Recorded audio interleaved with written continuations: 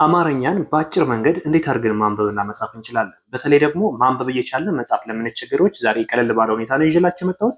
ረጋ ብላችሁ እስከ መጨረሻው በመከታተል እዚህ ጋር እንደምታዩቸው ባለ የመጀመሪያ ፊደሎች፣ አራተኛ ፊደሎች፣ ሶስተኛ እና ስድስተኛ ፊደሎች ልዩነታቸው ምን እንደሚመስልና የሚያስተላልፉትስ አረፍተ ነገር ወይም ቃል ወይም ትርጉም ምን ይመስላል የሚለውን አብረን እናያለን። በተለይ ደግሞ ማንበብ እየቻላችሁ መጻፍ ለምትቸገሩ በቀላል ሁኔታ እንዴት መጻፍ እንደምንችል አብረን እናያለን። አብራችሁኝ ቆዩ። ሰላም ጤና ይስጥልን። የተወደዳችሁ የቻናላችን ቤተሰቦች እንዴት ናችሁ? በያላችሁበት የዓለም ዳርቻ ሰላማችሁ ይብዛልኝ። ለዚህ ቻናል አዲስ ከሆናችሁ ሰብስክራይብ በማድረግ ጀምሩ። ነባር ቤተሰቦቻችን ላይክ እና ሼር እያደረጋችሁ አማርኛን ከመሰረቱ ማንበብና መጻፍ ለሚቸገሩ፣ እንግሊዝኛን ከመሰረቱ እንዲሁም ሂሳብን ጨምሮ በውስጥ መስመር መማር ለምትፈልጉ በሳምንት 5 ቀን ከሰኞ እስከ ዓርብ እያስተማርን እንገኛለን። ባላችሁበት ሆናችሁ በኢሞ፣ በዋትስአፕ፣ በቴሌግራም በአጭር ጊዜ ማንበብና መጻፍ እንድትችሉ እናደርጋችኋለን። አሁን ቀጥታ ወደ ትምህርቱ ነው የምንሄደው። እስከ መጨረሻው ረጋ ብላችሁ በመከታተል ውጤቱን ማየት ትችላላችሁ። ቃላትን በመደጋገም በአጭር ጊዜ ይለወጡ።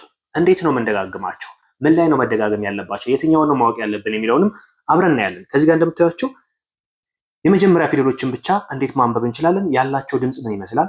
አራተኛ ፊደሎች ብቻቸው እንዴት እንጠቀማለን? ያላቸው ድምፅ ምን ይመስላል? ሶስተኛ ፊደሎች ብቻቸው እንዴት እንጠቀማለን? ያላቸው ድምፅ ምን ይመስላል? ስድስተኞችስ ያላቸው ድምፅ ምን ይመስላል? ሲቀጥል አንደኛ ከአራተኛ፣ ሶስተኛ ከስድስተኛ ያላቸው ልዩነትና አንድነት ምን ይመስላል የሚለውንም አብረን እያየን እንዘልቃለን። መጀመሪያ መሰረተ። እዚህ ጋር ተመሳሳይ ድምፅ ነው ያለው። መሰረተ ምን ይላል? መሰረተ መሰረተ። ስለዚህ እያንዳንዱ የምናገኘው ድምፅ ምንድን ነው? የሚል ድምፅ ነው። ልብ በሉ። መሰረሰረ እያልን ስንጠራው ምንድን ነው የሚሆነው? አንደኛ ፊደል ብቻ ድምፅ ነው። ስለዚህ ምንድን ነው የሚለው? መሰረተ። መሰረተ ስትሉ የተቀላቀለ ድምፅ የለም። አንድ ወጥ ድምፅ ነው። አንድ ወጥ ድምፅ ነው ማለት ደግሞ ወይ አንደኛ ነው ወይ ሁለተኛ ነው ሶስተኛ አራተኛ የራሳቸውን ተመሳሳይ ፊደሎች ብቻ የተሰበሰቡበት ቃል ነው ማለት ነው። ስለዚህ እዚህ ጋር መሰረተ ስትሉ አንደኛ ፊደል ብቻ ነው። እንዴት ነው አንደኛ ፊደል መሆኑን የምናውቀው? አንድ ምንም አይነት ቅጥያ ቀለበት የላቸውም። ሁለት የሚል ድምፅ አላቸው። ስለዚህ መሰረተ መሰረተ የሚል ቃል ይሰጠናል። ወሰደ። ሁለተኛው ደግሞ አሁንም በተመሳሳይ የሚል ድምፅ ነው ያለው። ወሰደ። አያችሁ? የሚል ድምፅ አለው። ወደ አንድ ስናመጣው ወይም ወደ ቃል ስናደርገው ደግሞ ወሰደ ወሰደ። እዚህም ጋር ፈጸመ። በተመሳሳይ ድምፅ አለው። ፈጸመ እንደ ቃል ፈጸመ ፈጸመ ብለን አነበዋለን። መሰከረ። ይህም በተመሳሳይ ድምፅ ነው ያለው። መሰከረ መሰከረ መሰከረ። ይሄ ደግሞ አ ፊደል የአራተኛውና የአንደኛው ተመሳሳይ ስለሆነ አ ነው እንጂ ብለን ስለማንነሳ የመጀመሪያው አ ስንል አ ድምፅ ራሱ አለው። ከዛ መከነ የሚለው ደግሞ ምን ይሆናል? ምን ይሆናል? የሚል ድምፅ አለው። ስለዚህ አመከነ። ሁሉም ግን ምንድናቸው? አሚለውም ሌሎችም ተመሳሳይ አንደኛ ድምፅ ናቸው። ስለዚህ አመከነ አመከነ ይላል። ተረከበ ተረከበ ስንል በተመሳሳይ የሚል ድምፅ አለው። ስለዚህ ሁሉም ፊደላት አንደኛ ናቸው። ተረከበ እንላለን። እነዚህን አንደኞችን ካየነ አሁን ደግሞ አራተኞችን እናያለን። የአንደኞች ባህሪ ምንም አይነት ቅጥያ ቀለበት የሌላቸውና የልምድ የሚባለው ድምፅ አላቸው። አራተኞቹ ደግሞ ምንድን ነው የሚኖራቸው? አ የሚል አፍ የሚያስከፍት ድምፅና ቀኝ እግራቸው የረዘመ ይሆናል አብዛኞቹ። ስለዚህ ዋ ና። እዩት። ዋ ስትሉ አለ፣ ና ስትሉም አለ። በተመሳሳይ ሁለቱን ፊደል ስንጠራ አፋችንን እንከፍታለን። ዋ ና ዋና ዋና። እዚህም ጋር ባ ላ። ባ ስትሉም ላ ስትሉም አ የሚል ድምፅ አለው። ነገር ግን ሁለተኛ ፊደሉ ላይ ባ ላ ላ ጠበቅ ይላል፣ ና ጠበቅ ይላል። አራተኛ ፊደሎችን በአንድ ላይ ስንጠቀም የሁለተኛው ፊደል ላይ ጠበቅ አድርገን እንጠራለን። ስለዚህ ዋና ነው የምንለው። ባላ ስንልም ላና ና ይጠብቃሉ። የመጀመሪያዎቹ አይጠብቁም፣ እነዚህ ሁለተኞቹ ግን ይጠብቃሉ። ስለዚህ ባላ ላ ስንል ጠበቅ እናደርገዋለን። ታዛ። ሁለቱም አፍ ያስከፍታል፣ ዛ ይጠብቃል። ታዛ። ጣና። ሁለቱም አፍ ያስከፍታል፣ ና ይጠብቃል። ጣና ጣና። ጫማ ጫማ ማ ይጠብቃል፣ ሁለቱም አፍ ያስከፍታል። ስለዚህ አፋችን የምንከፍት ከሆነ በየትኛውም ሁኔታ ላይ አራተኛ ፊደል መሆኑን ማስታወስ መቻል አለብን። አንደኛ ከሆነ ደግሞ የሚል ወደ ውስጥ የሚጠራ ድምፅ መሆኑን ማስታወስ መቻል አለብን። እነዚህን ካስተዋወስን አንደኛ ከአራተኛ ልዩነቱ ይገባናል ማለት ነው። ፋና ፋና ፋና። ስለዚህ ፋና ስንል ፋም ስንል አፍ ያስከፍታል፣ ናም ስንል አፍ ያስከፍታል። ነገር ግን ና ጠበቅ ይላል። ባለ ሁለት ማለት አራተኛ ፊደሎችን ስንጠራ በዋናነት ምንድን ነው የሚሆነው? ድምጻቸው አፍ ያስከፍታል። አ የሚል ድምፅ አላቸው። ሲቀጥል ደግሞ መጨረሻ ላይ የምናገኘው ድምፅ ጠበቅ ተብሎ ይጠራል። እነዚህ እዚህ ጋር የምታዩቸው ና፣ ላ፣ ዛ፣ ና፣ ማ፣ ና እነዚህ ይጠብቃሉ። ፋና ስትሉ፣ ጫማ ስትሉ፣ ጣና ስትሉ፣ ታዛ ስትሉ፣ ባላ፣ ዋና ስንል የመጨረሻዎቹ ጠበቅ ይላሉ ማለት ነው። አሁን የአንደኛንና የአራተኛ ልዩነት ካየነ ሶስተኛና ስድስተኛ ነን።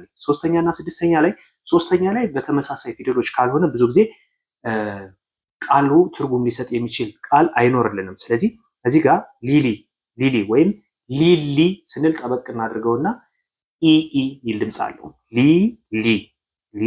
ሊ ከዛ ሚሊ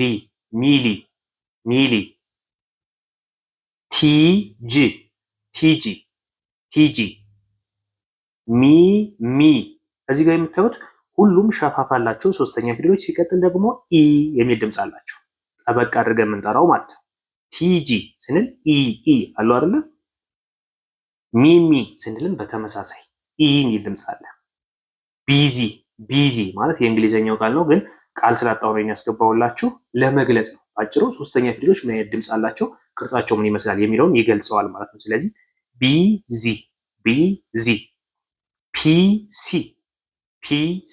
ሲቲ ማለትም ይቻላል። ሲቲ ስትሉ እያንዳንዱ ድምጾች ኢ የሚል ድምፅና በቀኝ እግራቸው ሸፋፋ ያላቸው ናቸው ማለት ነው። ሸፋፋ ያላቸው። ስለዚህ ሶስተኛ ፊደሎችን አሁን በግልጽ አይተናል። ወደ ስድስተኛው ስንሄድ ደግሞ ብዙ ጊዜ አንደኛ ፊደልና ስድስተኛ ፊደል በጣም በርካታ ፊደል ቃል መመስረት እንችላለን። ሶስተኛና አራተኛ ላይ ግን የተወሰኑ ናቸው ያሉት። ስለዚህ ስድስተኞች ላይ የሚል ድምፅ ነው የሚኖረው። የሚል ድምፅ እንደምታዩት ም ስንል ድምፅ አለው። እንደ ቃል ስናነበው ህልም። ስለዚህ መጀመሪያ ማንበብ ያለብን በምንድን ነው? በፊደል። በተለይ ቃላትን ነጣጥለን ለማወቅ የምንፈልግ ከሆነ መጀመሪያ ፊደሎችን ማየት መቻል አለብን። ፊደሉን ሳናየው ለማንበብ ብንሞክር ብዙ ስህተት ይፈጠራል። ስለዚህ አብዛኛው ሰው ማንበብ የቻለ መጻፍ የሚቸገረው እነዚህን መሰረታዊ ድምፆችን ባለማወቅ ነው። አንደኛው ምን ይመስላል፣ አራተኛው ምን ይመስላል፣ ሶስተኛው ምን ይመስላል፣ ስድስተኛው ምን ይመስላል የሚለውን በደንብ በውስጡ ያለውን ድምፅ ባለመረዳት ማንበብ እየቻለ መጻፍ ይቸገራል ማለት ነው። ስለዚህ አሁን በዚህ መሰረት ማንበብ እየቻላችሁም መጻፍም ትችላላችሁ። ህንድ ስትሉ ስትሉ ን ስትሉም ድ ስትሉም ድምፅ አለ። ስለዚህ በዋናነት ስድስተኛ ፊደሎች ላይ የጋራ ድምፅ እንጂ የጋራ ቅርጽ የላቸውም። ስለዚህ ድምፃቸውን ነጥለን ማውጣት ነው። ን ድ አያችሁት? ህንድ የሚለው በዚህ መሰረት ማየት እንችላለን። ሌላው ልምድ ድምፁ ተመሳሳይ ነው። ሶስተኛ የራሱን ከሆነ፣ አራተኛ የራሱን ከሆነ፣ ሁለተኛ የራሱን ከሆነ፣ አንደኛ የራሱን ከሆነ ድምፁ ተመሳሳይ ነው የሚሆነው። የተቀላቀለ ድምፅ ካለው ወጣ ገባ ሊል ይችላል። እዚህ ጋር ግን ምንም አይነት የተቀላቀለ ድምፅ ስለሌለ አንድ ወጥ ድምፅ ነው ያለው። ስለዚህ ልምድ ስንል ልምድ የሚለውን ይሰጠናል። ሌላው ትዕግስት።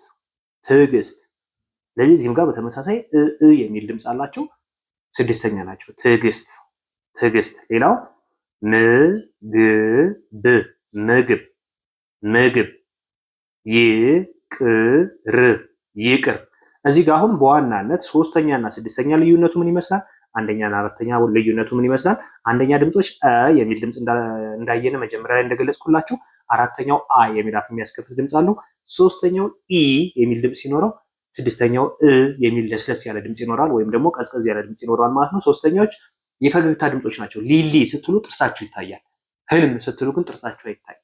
ስለዚህ ልዩነቱ ምንድነው? የሶስተኛ ድምጾች ጥርሳችሁ ይታያል። ስትጠሯቸው ማንኛውም ሶስተኛ ድምፅ ካለ በውስጡ በቃሉ ውስጥ ሶስተኛ ድምፅ ካለ አፋችሁን በደንብ እዩት። ጥርሳችሁ ይታያል፣ ከንፈራችሁ ይሸሻል። እነዚህ ሶስተኛ ድምጾች የፈገግታ ድምፅ ተብለው የሚታወቁት ናቸው። ስለዚህ በዋናነት በዚህ መልክ ራሳችሁን ማየትና እየደጋገማችሁ ሌሎችን ቃላትም እየመሰረታችሁ ማየት ትችላላችሁ። የየራሱ ነው። አንደኛ ፊደል የራሱን፣ ሁለተኛ የራሱን፣ ሶስተኛ የራሱን፣ አራተኛ የራሱን፣ አምስተኛ፣ ስድስተኛ እስከ ሰባተኛ ድረስ የየራሱን ቃል እየመሰረታችሁ እዩት። ትርጉም ቢሰጣችሁም ባይሰጣችሁም አንዱን ከአንዱ ለመለየት ግን ሞክሩ። እሺ። አሊያም ደግሞ በውስጥ መስመር መማር የምትፈልጉ ካላችሁ አናግሩ። በሳምንት 5 ቀን ከሰኞ እስከ ዓርብ እናስተምራችኋለን። በኦንላይን በኢሞ፣ በዋትሳፕ፣ በቴሌግራም በሳምንት 5 ቀን ከሰኞ እስከ ዓርብ ባላችሁበት ሆናችሁ መማር ትችላላችሁ። አብራችሁኝ እስከዚህ ሰዓት ስለነበራችሁ ከልብ ነው የማመሰግነው። በሌላ ክላስ ከምንገናኝ መልካም ጊዜ ይሆንላችሁ።